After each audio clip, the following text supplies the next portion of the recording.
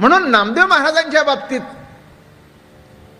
संसारात काही अडकले नव्हते, पण संसार नव्हता असं नव्हे. नाराविटा माझा गोंदा होते, त्या अर्थी बायको होती, मुलं झाली होती, संसार होता हे सिद्ध आहे.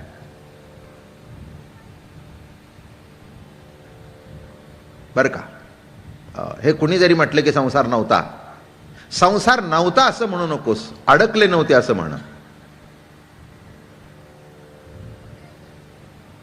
तुकाराम महाराजांना संसार नव्हता म्हणणं ह्याच्या इतकं दुसरं आश्चर्य दुसरं नाही.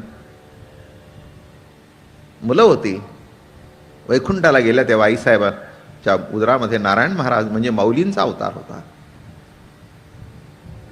12 वाजता जेवायला लागत होतं भजन केलं तरी. काय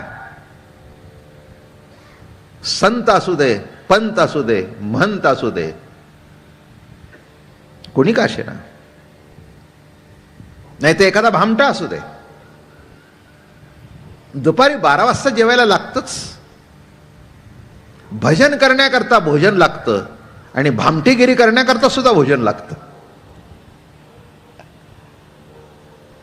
तेव्हा ज्याला पोट आहे त्याला संसार आहे.